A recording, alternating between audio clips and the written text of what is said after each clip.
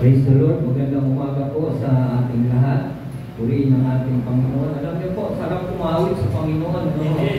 Kahit yung mga awitin natin, matatagal na, pero makikita natin na sinasamahan tayo ng presensya ng Panginoon sa ating pag-awit. No? Kaya, there is no reason na hindi po natin pasalamatan ng Panginoon at kumalo natin sa gawain ng Panginoon pagka ganito po yung presensya ng Panginoon every Sunday. Ako po ay nagulat nung nakaraan dahil naglunsad po ng napakalaking prayer ang mga INC. Siguro doon sa parte nyo parang naungusan yung mga Kristiyano. Pero meron po tayong ginawa na prayer and fasting nung nakaraan nata. Kailan ba sila nag-ano po ng dito po sa Monday? Hindi, meron pong ginawa yung mga intercessor na prayer and fasting, no? Hindi lamang po kami nakapunta, pero nag-invite po sila, no? Siguro po isa po sa pinakamaganda na ginawa po nila, hindi natin alam kung ano po yung laman ng kanilang puso, ano po yung laman ng kanilang isipan, pero yung pinakamaganda po doon ay nagkaroon po sila ng hangarin na ipabatid na kailangan po ng Pilipinas ngayon, yung pagkakaisa at pananalangin para sa mga nakikita po nating sitwasyon ng ating bansa. At hindi rin po lingid sa atin, noong mga nakaraan ay nakita po natin na iba-iba po yung lugar, na nagtiklaga po na walang Diyos sa California. At pinatunayan din naman po ng Diyos na mayroong Diyos. Dahil mayroon po siyang ginawa. Habang pinapanood ko nga yung mga video, sabi ko puro naman bahay. Di naman puro pagubatan yung nandun. Pero makita po ninyo, habang lumalakas yung apoy, mayroong buhawi na pumapaypay sa apoy. At nakakapagtaka, mayroong po doong bahay na hindi nasunog. Kanino ba yung bahay yun? Sabi nila, kay John Cena daw yung bahay. Kilala niyo po si John Cena, yung wrestler. Napakapalad naman niya dahil yung bahay niya ay natira. Sabi nila, Christian daw si John Cena. Hindi ko lang alam dahil di natin nakasama sa church Pero sabi nila, pero alam niyo po, yung miracle ng Panginoon, pinapakita ng Panginoon na pag mayroong mga tao na naglilingkod sa Panginoon, yung panalangin ay mahalaga na marinig ng Diyos para sa kanyang bayan. Naalala ko po nung nakipag-bargain pa si Abraham. Sabi ng Panginoon, kung may 50 pang tao yan sa Sodoma at Gomora, gugunawin mo. Hindi, sabi ni Lord, alang-alang sa 50. Hanggang pababa ng pababa. Hanggang sa 10. Pero wala pong nasumpungan na 10 na matuwid at naglilingkod sa Panginoon. Kaya po natuloy yung pagbunaw ng Sodoma at Gomora. Parang tinitingnan ko, before na mangyari po yun ay grabe. Itinideklara po ng mga tao sa LA na wala pong Diyos doon sa lugar na yun. Nakakatakot po yun. Kaya po nangyari yung isang bagay na matindi, mabigat. Alam niyo po, after nung sunog kayo, nagkaroon po ng tsunami doon. Nakita niyo po ba yung tsunami? Umapaw po yung dagat doon sa kalsada. At alam niyo po ang sigaw ng mga tao, Lord, marunong pala. Sabi niya, my God, sabi ng mga tao. Siguro sabi nila, lapis na papaparusa, hindi nila nakita, na before nangyari mga bagay na yon, hindi nila tinatanggap ang Diyos sa kanilang buhay. Dito sa atin, sa ngayon, month of January nga. Pag month of January, ano po yung kadalasan ginagawa ng mga Kristiyano? We are celebrating a Bible month. Dati Bible week lang yun. Pero nasa patas na po na ngayon ay month na po. The whole January ay mag-celebrate po tayo ng Bible month.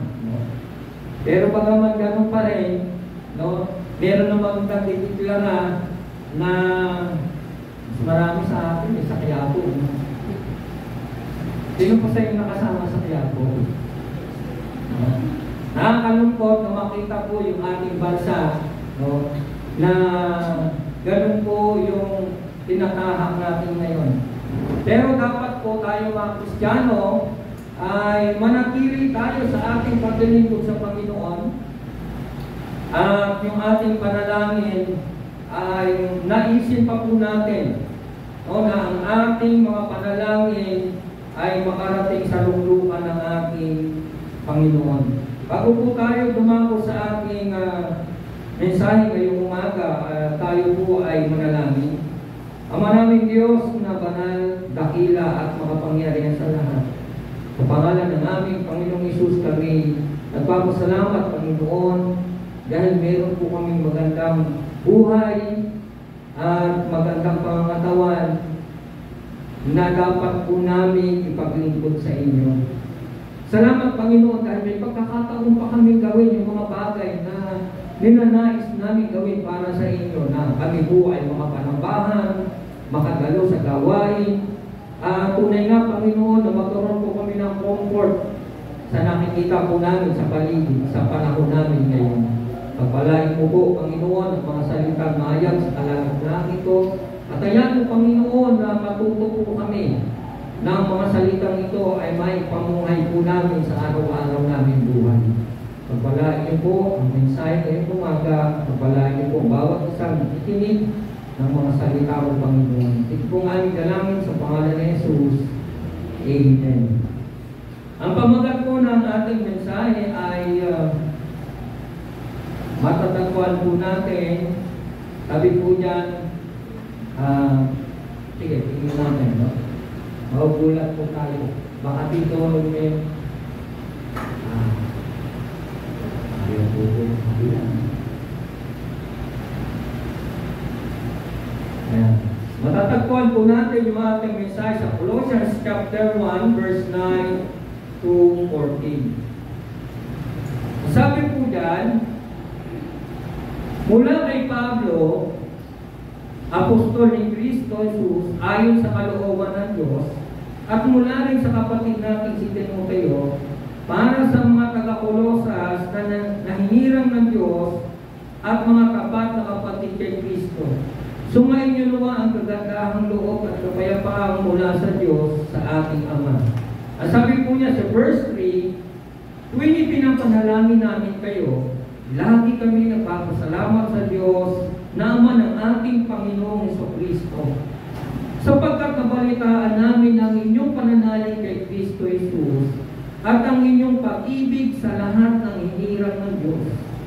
Dahil sa pag-asang makakamtan ninyo na inihanda para sa inyo sa langit. Nalaman ninyo ang tungkol sa pag-asang ito nang ipangaral sa inyo ang salita ng katotohanan, ang magandang balita na dumating sa inyo. Ito'y lumaganap at nagdala ng pagpapala sa buong daigdig, tulad ng nangyari sa inyo mula nang marinig at maunawaan ninyo ang katotohanan tungkol sa kagandahang loob ng Diyos.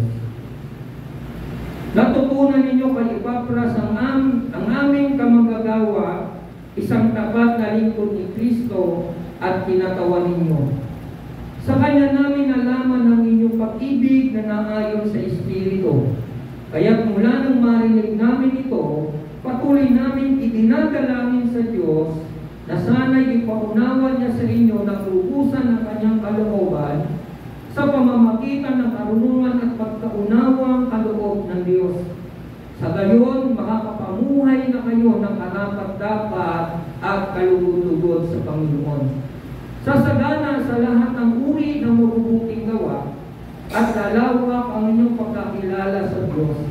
Idinadalangin din namin patatagin niya kayo sa tulong ng kanyang dakilang kapangyarihan upang inyong matiis na masaya, may pagtsatsaga ang lahat ng bagay.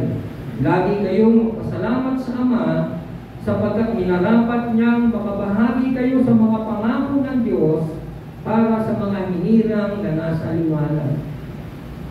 Iniligtas tayo sa kapangyarihan ng kadiliman at inilipat sa kaharian ng kanyang minamahal na anak.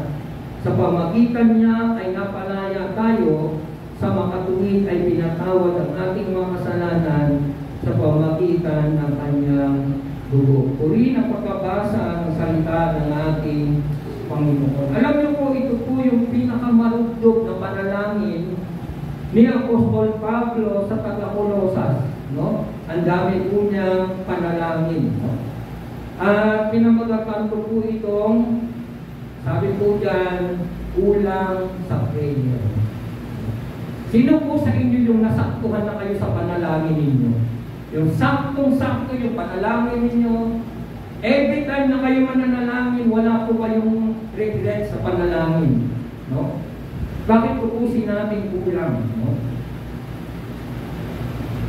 Alam niyo po, pagdating sa pananalangin, pag nagdeklara po tayo ng prayer and fasting, kahit saan gawain po tayo ng mga simbahan, yan po yung maliliit na karawaan.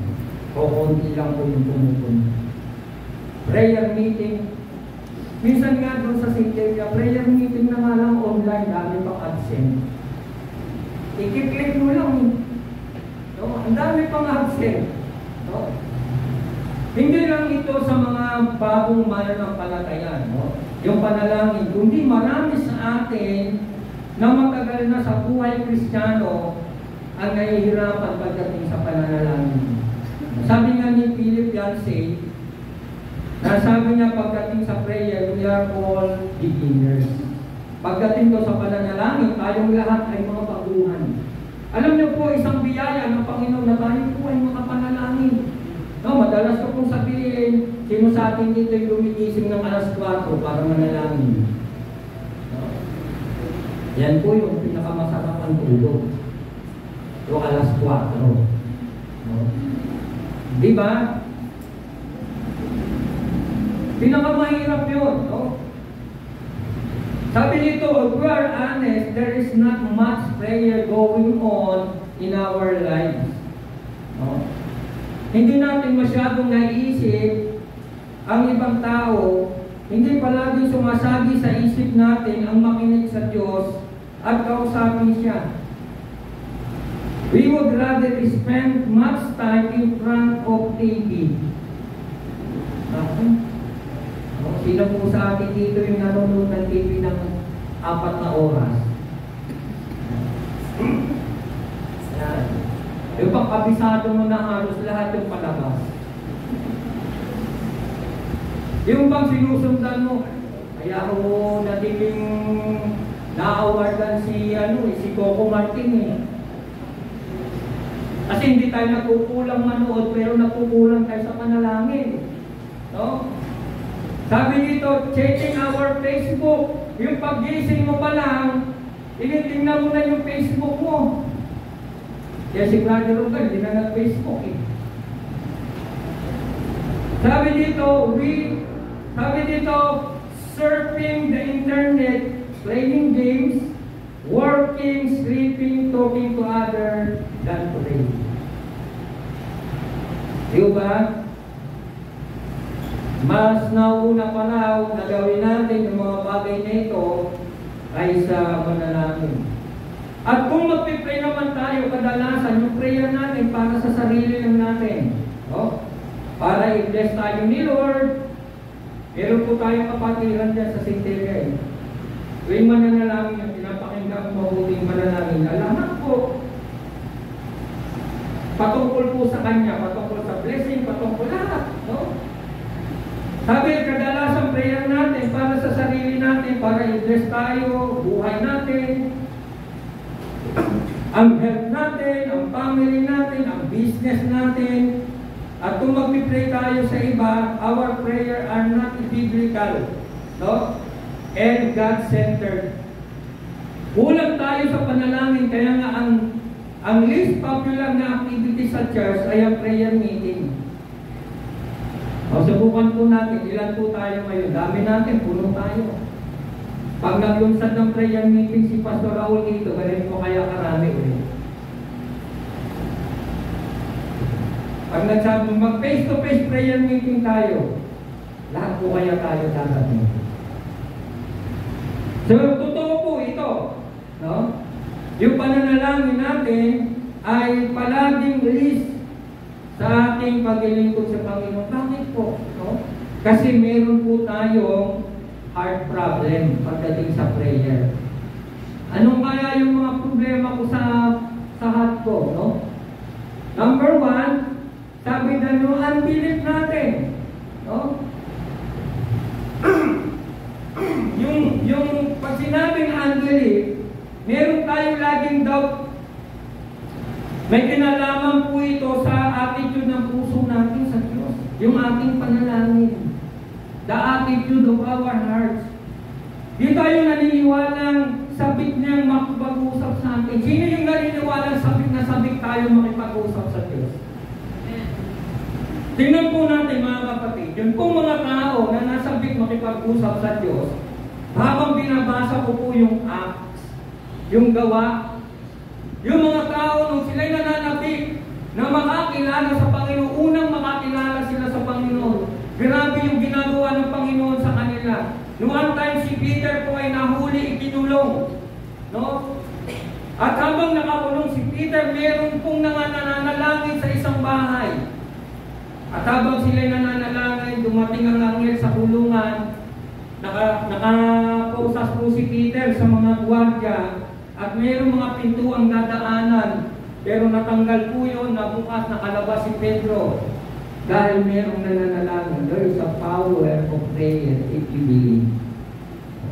May kapangyarihan ang panalangin kapag ito po ay ating pinaniniwalaan.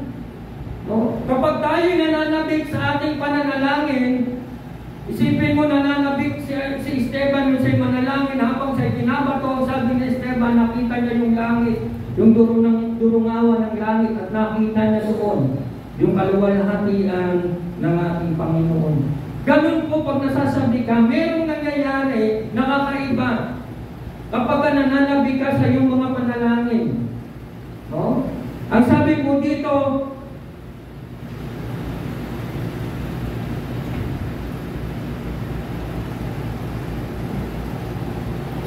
nababago yung ating puso kapag tayo po ay nananapik sa ating panalangin. Sino ba yung pinagpipray natin? Hindi tayo naniniwala sa kabutihan at pag-ibig ng kapangyarihan ng Diyos na sumasagot sa panalangin. Ang tiwala natin minsan ay nasa ibang tao. No? Kapag lagi tayong excited na manalangin sa Panginoon, yun po yung heart po natin, binabago po ng Panginoon. Kaya the problem of the heart is unbelief. Yan po yung problema ng puso natin pag tayo nananalangin. Pangalawa, sabi po dito, pride and self-centeredness. No? Feeling natin, kaya-kaya natin patakbuhin ang buhay natin.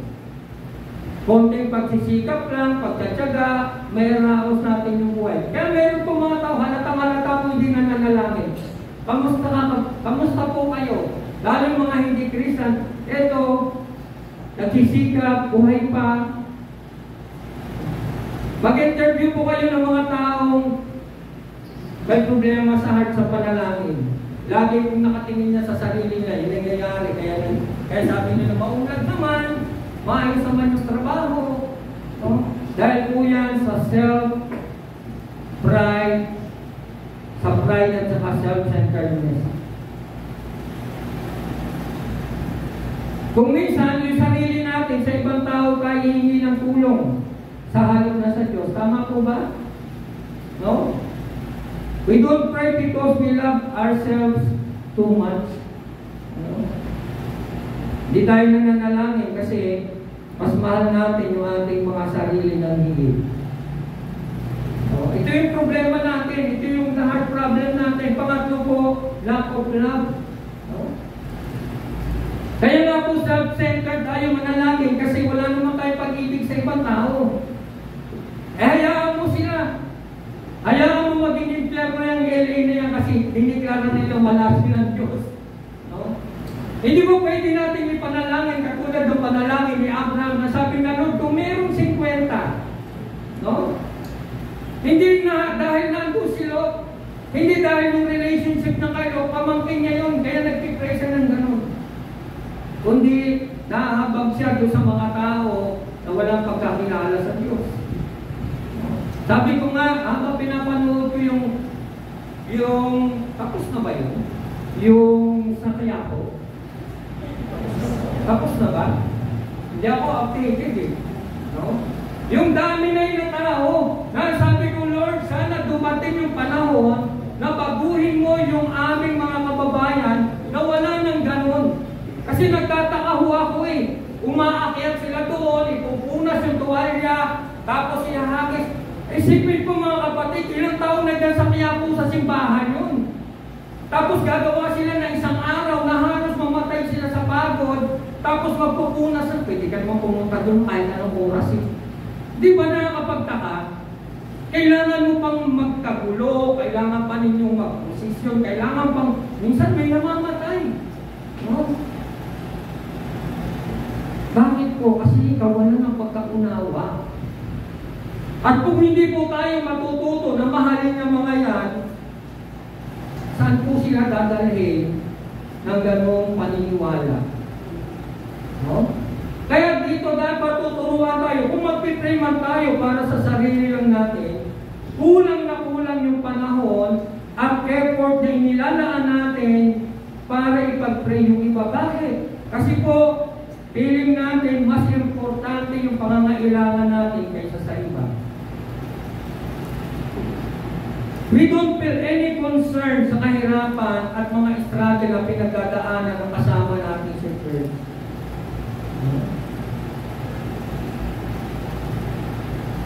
We become unloving kapag sinasabi natin wala naman tayong responsibilidad sa ibang tao, so we don't pray for others. Kasi wala tayong responsibilidad. Kung mababalitaan man natin yung mga prayers concern na ibang tao, nakikita po natin sa Facebook, tinitext po sa atin. Sumasabi po ba sa isip natin na huminto muna tayo, tapos ipag-pray po natin muna? Bawa, nadaanan mo yung prayer concern. No? Pwede kong bigyan mo ng panahon, ng oras, dahil alam mo, kailangan niya yun. Meron po ba tayong pusong gano'n? Na ipag-pray ko siya dahil nakita ko yung pangangailangan. Alam niyo po, meron po akong pinapalo dito. Yung siya, para makita ko lang, yung kabuuan lalo sa Pilipinas, lalo sa Mindanao, pinapalo ko po yung Pugong Biyahero. Sino nakapanood sa inyo? Yung pumupunta sa Mindanao, sa iba-ibang lugar, para lamang kung makita yung kahirapan. Sabi ko, para nakapunta na rin ako sa Davao, sa Abusan, kung saan-saan, sa Mindanao, sa Mindoro. Tapos naghahatid siya ng tulong. No?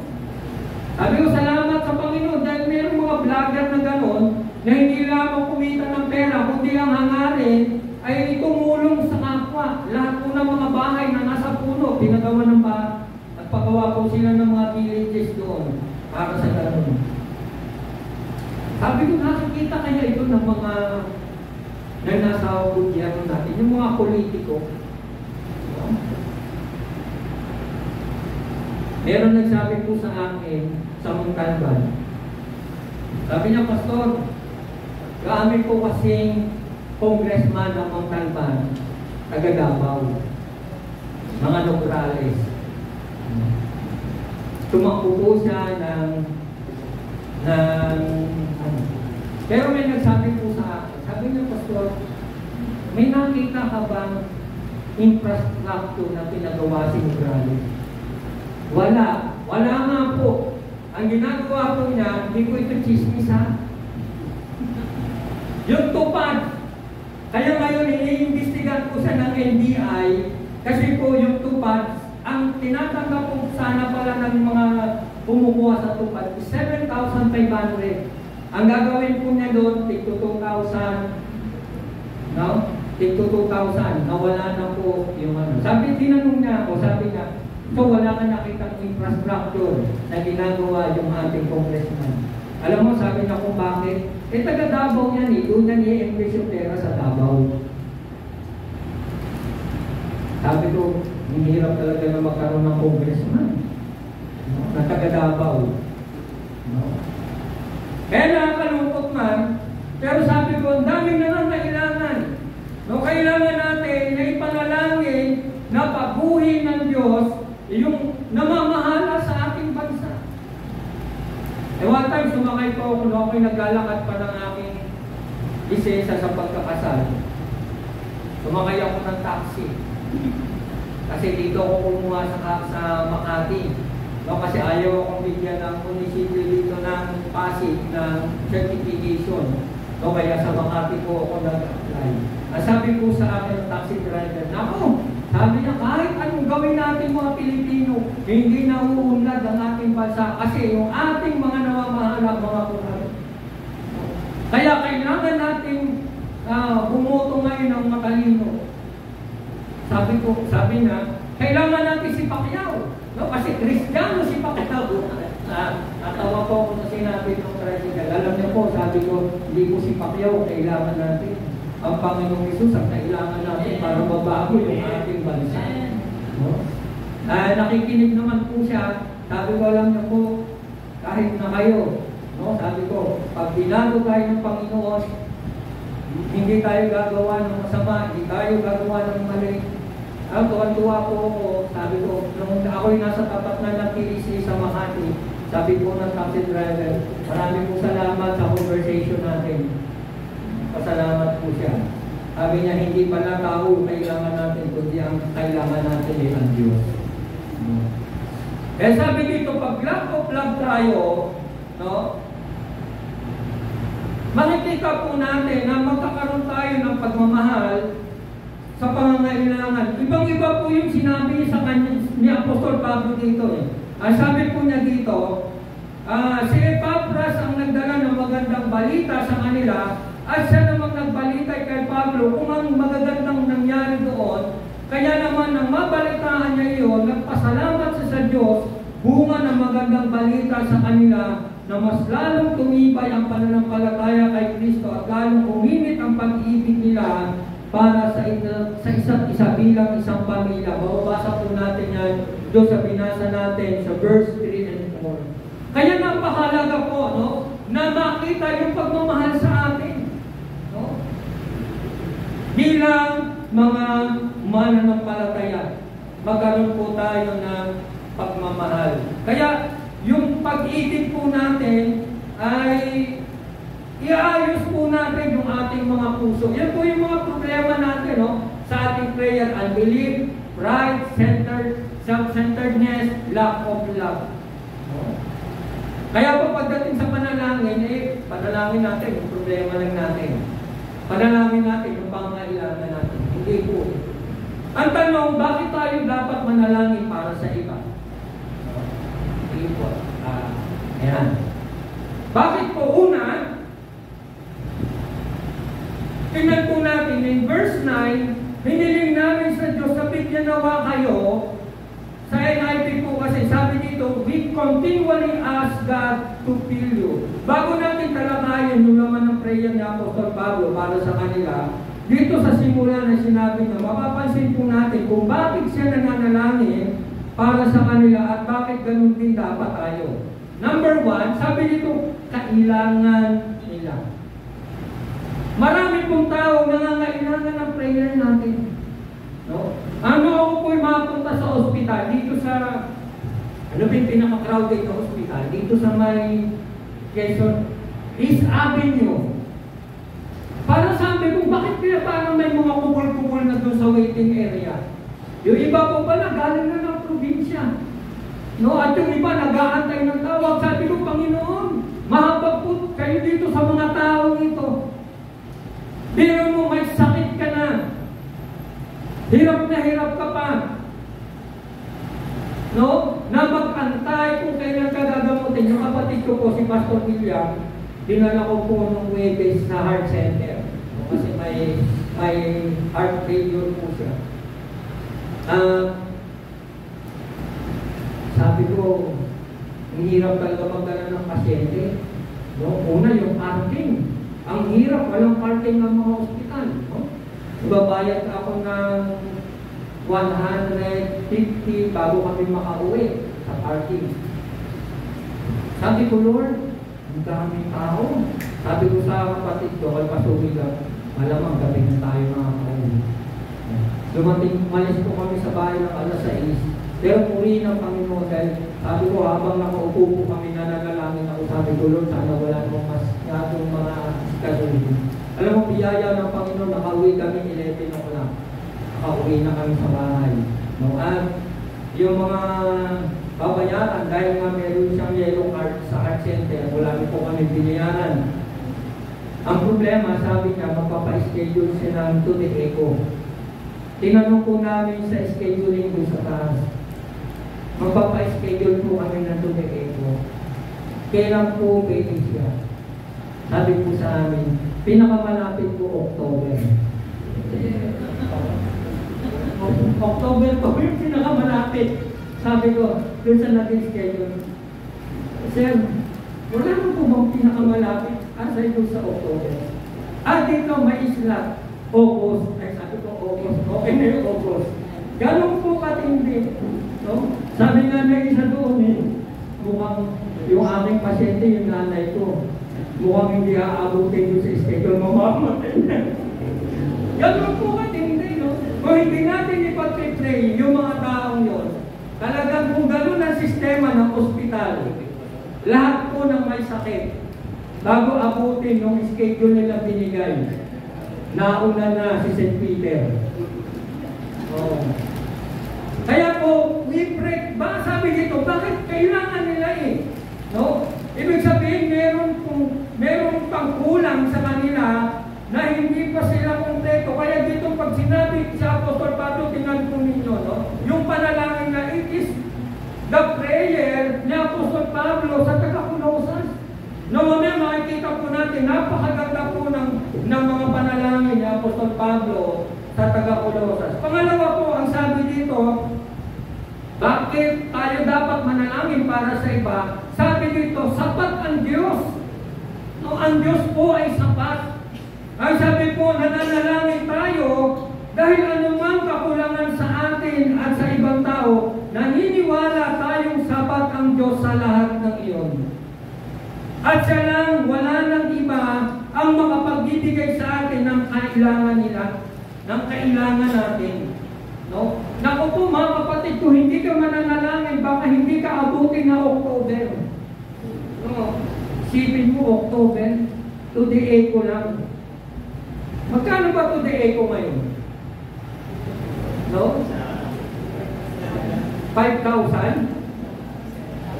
Eh samantalang doon merong bata, sabi ng nanay, pwede pa i-schedule mo na ngayon, to the echo yung anak ko kasi bata po bata.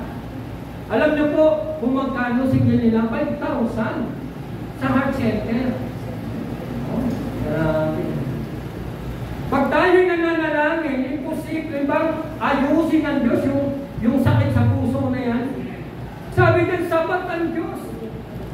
Kayang gawin ng Diyos yung mga bagay na hiningi natin sa pamagitan ng panalangin kung tayo po ay nananalangin.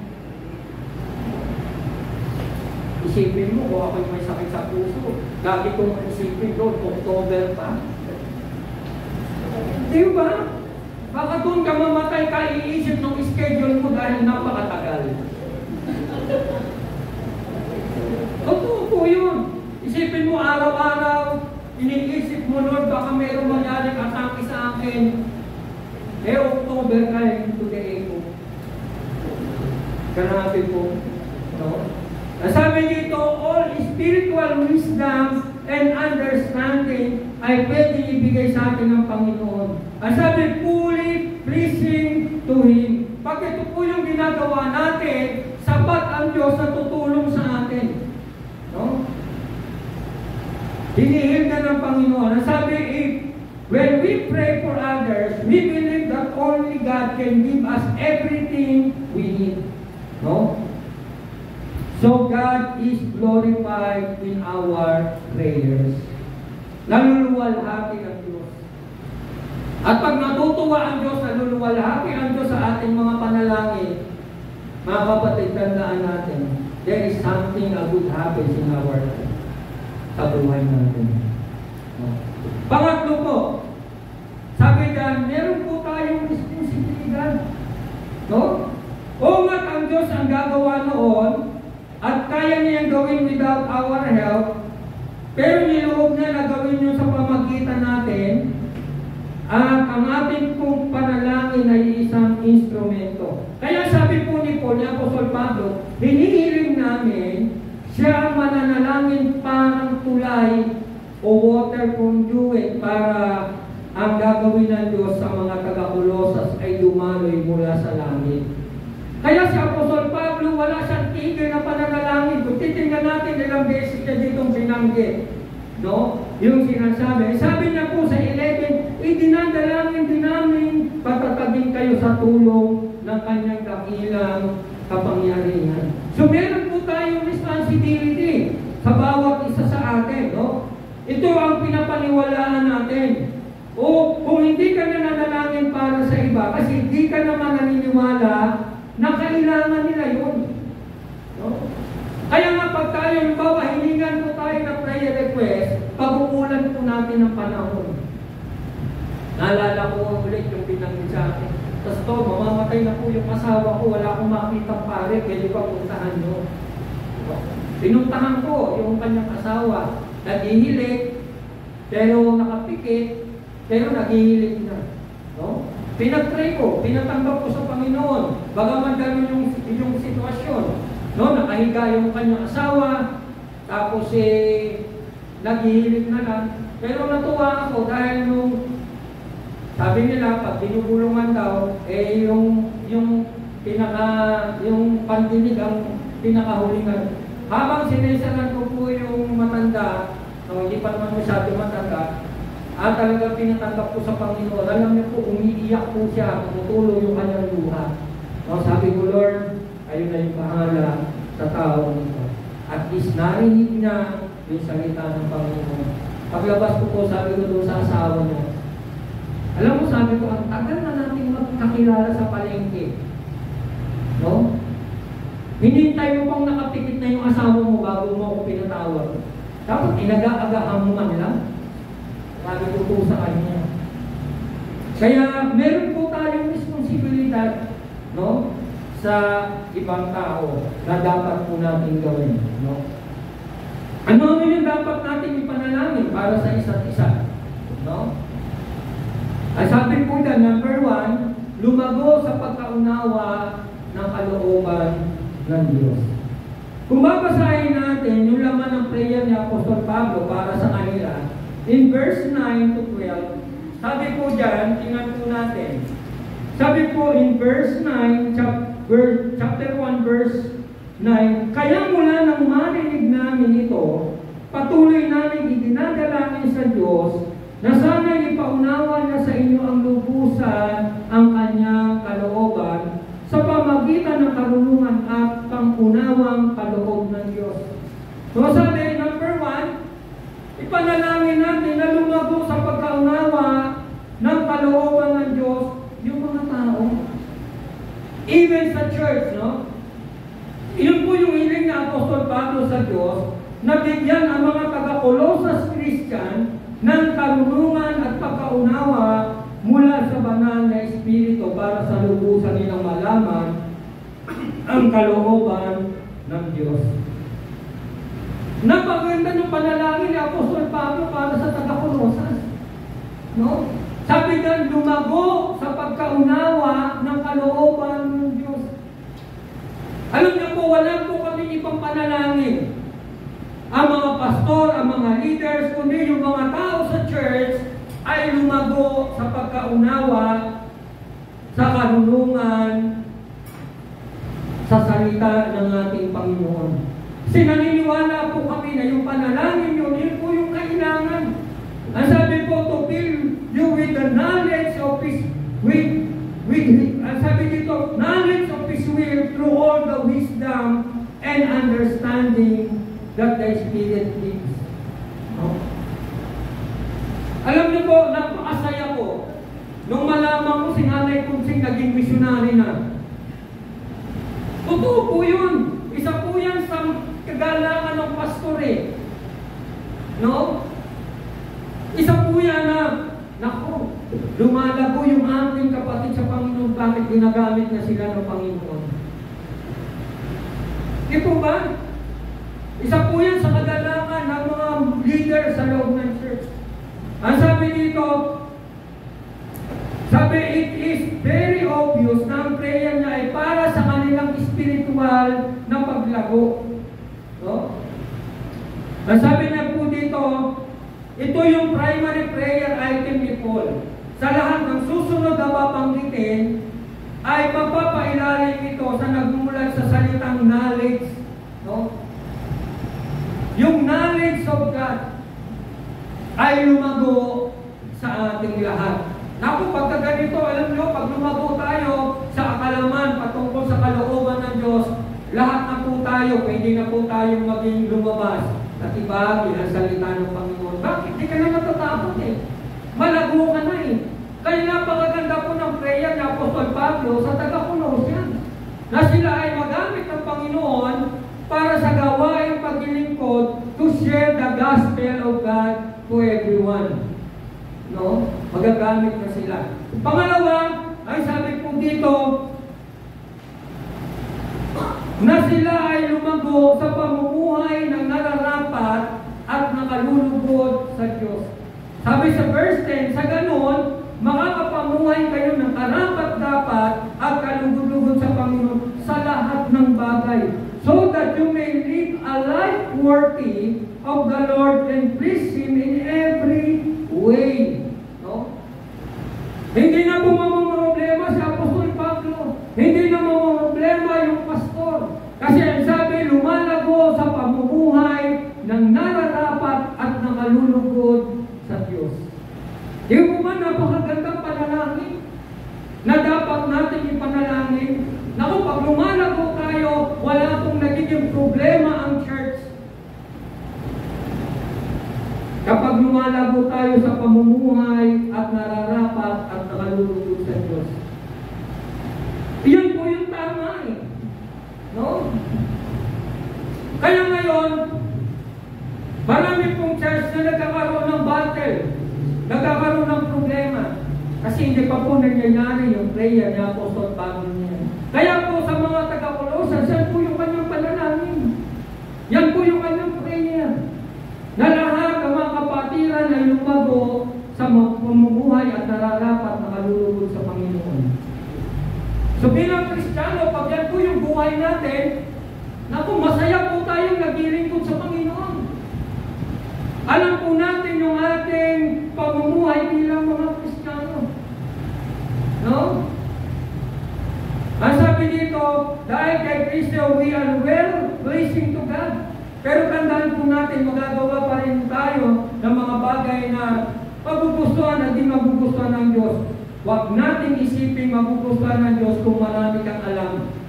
No? Hindi po tinitingnan ng Panginoon kung nakatapos ka sa Bible school. Tapos di naman nakikita yung pamumuhay mo. Our goal is to please Him in every way. Yun po yung isang hangarin natin, na malugod ang Diyos sa buhay natin sa lahat ng kaparaanan. Pangatlo po, ang sabi po, na lumalago sa mabubuting gawa. No? Yan po yung prayer natin. Prayer ni Apostol Pablo. No? Ay sabi dyan sa verse 10, at makikita na lumalago kayo sa mabubuting gawa. Bearing fruit is every good works, in every good works. Yung may bunga, yung ating mga ginagawa. Nagbunga po yung ginagawa natin. Kaya meron naman po tayong binangonan. No? Every Saturday, andun po si Pastor Raul. Sino kasama? Sino po kasama sa binangonan? Yan. No? Nadagdagan po yung ating gawain sa Panginoon. Pero nakakatuwa po yan, bagamat dumadami yung gawain natin sa Panginoon, lumalaki po yung bahagi ng pangangaral ng salita ng Diyos. Di po ba nakakatuwa? Dati sa murong lang, mukhang masasaturate natin yung Rizal. No? Pagdating ng panahon. O meron pa pong binangon, meron pa pong, ilan ba yung yung Rizal? No? Huwag na ako sa Montalban, kami na bahala doon sa San Mateo, sa Montalban. Kayo na bahala dito sa Ate Rizal. No? Andyan pa po yung Baras, ano pa ba? Tanay, Teresa. Si Brother Tony na bahala sa Tanay. Oo. Pag nakapagtayo si Brother Tony ng church sa Tanay, mapapasto na rin yan. Sino ilalagay natin? Di ba? Di ba napakasabi yan? Lumalago sa mabubuting gawa. Yun po yung church. No? Sina-challenge tayo. Alam niyo po, nakita po natin yung nangyayari sa paligid natin ngayon. Kaya sabi ng Hebrews chapter 10:25, ano sabi doon? Huwag nating kaligtaan. Lalo-lalo na malapit na ang pagbabalik ng Panginoon. Kaya po, binabati po tayo ng national. No?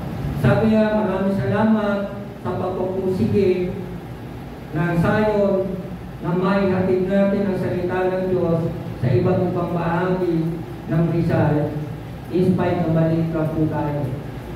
No? Bakit? It is our prayer.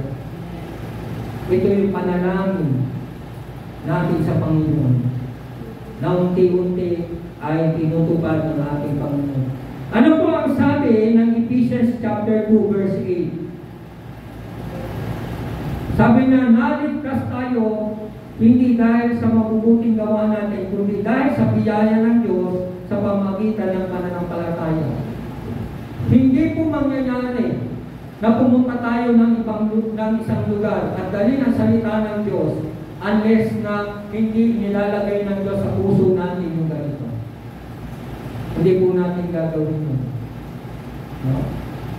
Pero dahil sa biyaya ng Panginoon, tinitingnan natin, hindi rin tayo naligtas kung walang nangaral sa atin. Salamat sa mga ginamit ng Panginoon para tayo po ay makatanggap ng salita ng Panginoon. Even si Paul, ang sabi niya, papasalamat si Apostol Pablo sa Diyos dahil sa paglago ng mga taga-Kolosas. Dito ang panalangin niya ay patuloy silang lumago at magbunga. Apakatagal na panahon na pinag-pray natin na Lord, sana magamit tayo ng Panginoon. Madalas nga po natin sabihin, ang dami pa pong bakante upuan. Purihin ng Panginoon, ngayon wala na pong bakante. No? At yung iba, nag-umapaw pa yung kagalakan natin sa Panginoon, in-extend natin ang gawain ng Panginoon sa Morong at sa Binangonan at sa Montalban. No? Salamat sa Lord. Dahil nakikita natin yung paglago sa mabubuting gawa. Pangapat po, ang sabi po dyan, lumago sa pagkakilala sa Diyos. Ang sabi po sa verse 10, at makikita na lumalago kayo sa mabubuting gawa at sa pagkakilala sa Diyos. Growing in the knowledge of God. Ang sabi, similar din dito po sa prayer ni Peter sa doon, sabi niya, sulat niya, but grow in the grace and knowledge of our Lord and Savior, Jesus Christ. 2 Peter chapter 3, verse 1. No? Alam niyo po, hindi po ito doktrina. No? Yung paglago at pagkakilala sa Panginoon, it is not a doctrine. No? Ito po ang dapat na makita sa buhay natin bilang tagasunod ng ating Panginoon. At ito po yung ginagawa ng Banal na Espiritu sa atin. Sabi nga, oo, mahalaga yun. But this prayer is not about knowing more about God, but knowing God deeply, intimacy ang pinag-uusapan dito. Mas lalo mo makilala ang Panginoon sa iyong buhay. No? Darating ang panahon. No? Kaya sabi ng Panginoon kay Apostol Pedro, darating ang panahon. Dahil sa pagsunod mo sa akin, No? Kasi sabi niya, tanong niya, Peter, do you love me more than this? Sabi ni Peter, yes, Lord. No? Sabi niya ng Panginoon sa kanya, darating ang panahon, Peter, dadaling ka sa hindi mo gusto. Bakit? Sinaysay ng Panginoon dahil sa pagmamahal mo sa akin, mamamatay ka sa paglilingkod sa Panginoon. Sabi ni Paul, for me to live is Christ and to die is gain. Dahil sa paglilingkod mo sa akin, mas lalo mo akong makikilala sa buhay mo. Habang nakikilala mo yung Panginoon, may mga times sa mahirap na pero, Lord, ba't ang hirap naman nangyayari sa buhay ko? No? Yung pala, lalong nagpapakilala ang Panginoon sa buhay mo, kaya dumadaan ka sa mahirap na sitwasyon ng buhay. Kasi pag dinadaanan mo yung mahirap, doon mo lalong nakikilala ang Panginoon kung gaano kabuti ang Panginoon sa buhay mo. At ang panglima po, ang sabi po dito, lumago sa pagtitiwala at kalakasan galing sa Diyos. Gaano natin pinagkakatiwalaan ng Panginoon?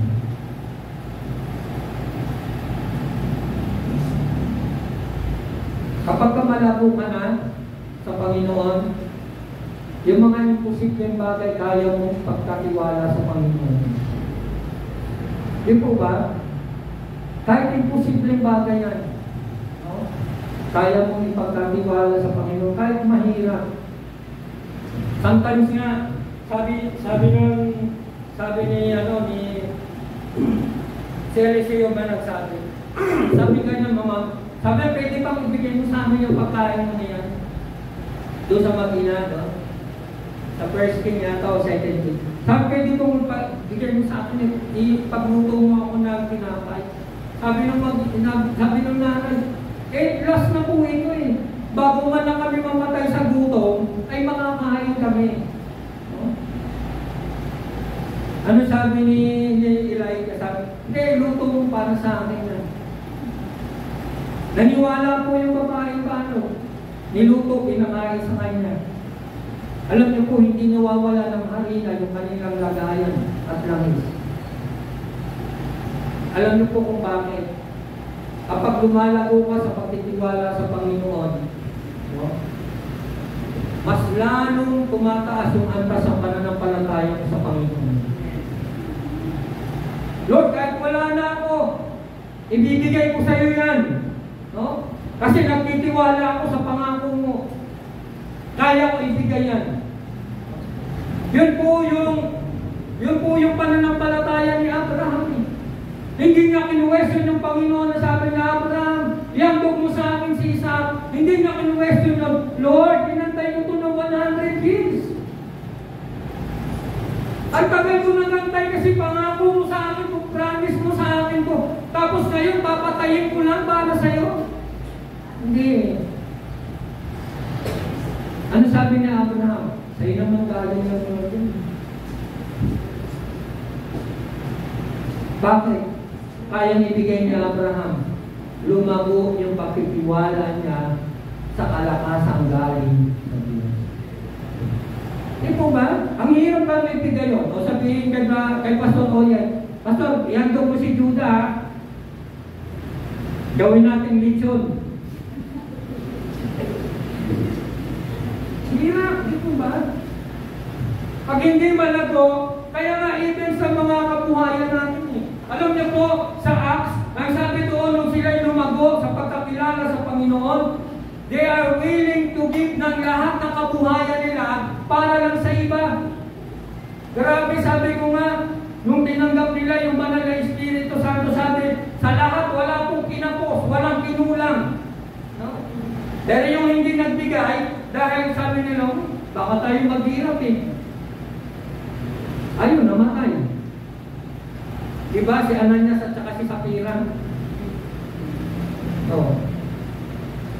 Hindi lumago sa pagtitiwala, kalakasan sa galing sa Panginoon. Amin to eh. Kami may-ari nito. Kung ano yung gusto namin, pwede namin gawin. Pero sa Panginoon, hindi. Kapag lumalago ka na sa party na yon, wala ka nang pwedeng hindi ibigay sa Panginoon. No? Wala na. Even yung buhay natin. kaya mo nang ibigay sa Panginoon kasi lumago ka na sa pagtitiwala sa Panginoon.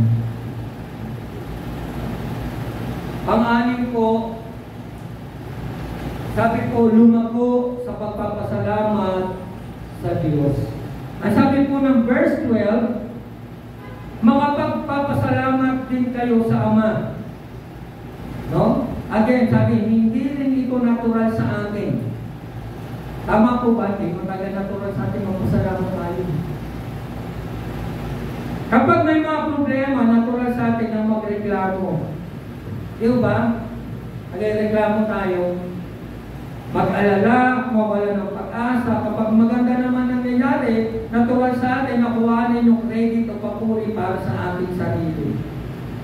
Ang galing ko kasi, no? Masipag kasi ako, masunurin kasi ako, to humble ourselves and to give God all the glory and to credit sa work of the Holy Spirit sa buhay natin. Kaya ang prayer ni Paul, para sa kanila ay magkaroon sila ng pusong laging naghahangad na bigyan ng papuri ang ating Panginoon. Kaya isang bagay na pinapanalangin ni Paul, ang church ng Colossians ay lumaganap, lumago sa pagpapasalamat sa Diyos.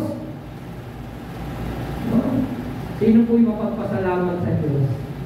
Lord, salamat kasi wala akong sweldo ngayon. Hindi po ganun. Aawayin nyo yung may hawak na sweldo, sigurado. Pero dito, makikita po natin, sa church ng Colossians,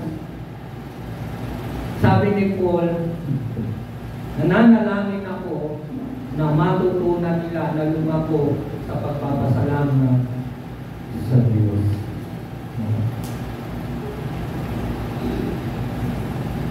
So, dadako po tayo, sabi ko dito, ano yung kumpiyansa natin na sasagutin ng Diyos yung ating mga panalangin para sa atin? So, number 1, una, sabi kan, ginawa niya tayo karapat-dapat. No? Sabi sa verse 12, ginawa tayo karapat-dapat na makabahagi sa mamanahin ng mga pinababanal niya, ang manang nasa pinaroroonan ng kaliwanagan. Wala ni isa man sa atin ang banal, lahat tayo marumi, wala karapat-dapat na manahin, parusa pa nga ang nararapat, pero dahil kay Kristo, we are now qualified and worthy. Sabi na, ginawa niya tayo karapat-dapat. Wala po tayo pwedeng ipagmalaki. Hindi pa po tayo kumpiyansa doon? Ano ba yung kumpiyansa sa mababaw na Tagalog?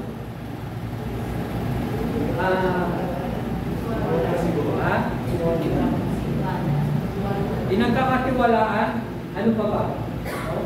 Yung bang umaasa ka na gagawin ng Diyos yung bagay na yun sa buhay mo, no? Yung panalangin. Pansinin po natin, ang sabi po dito, pansinin natin, yun pong agad na kasunod na sinabi ng Apostol Pablo. Pagkatapos ng prayer niya, anong koneksyon? Para sabihin kung bakit tiwala siya sa Diyos, ay dapat tiwala din tayo sa Diyos sa mga prayers natin. No? Isipin mo, hindi tayo karapat-dapat. We are not worthy. Lahat tayo nagkakamali. Pero sabi din, ginawa niya tayo karapat-dapat. No? Hindi karapat-dapat tayo sa Diyos, lahat tayo. So, yung pag-ugali natin, yung mga kahinaan natin, hindi tayo karapat-dapat sa Panginoon, mga pagkakamali natin. Pero in spite, sabi diyan, ginawa tayo karapat-dapat. So, kumpiyansa tayo, tiwala tayo na sasagutin ng Diyos yung mga panalangin natin kasi ginawa niya tayo karapat-dapat in spite na hindi ka karapat-dapat.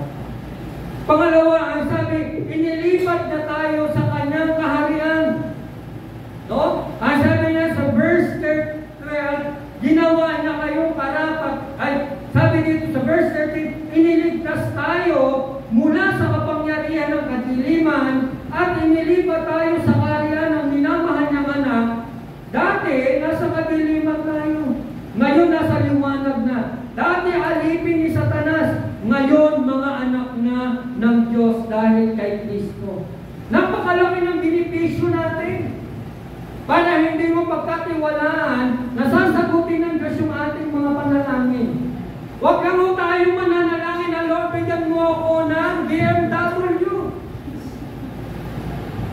Huwag naman mo ganun ang panalangin natin. Sapat na po yun, nauna ginawa tayong karapat-dapat ng Diyos.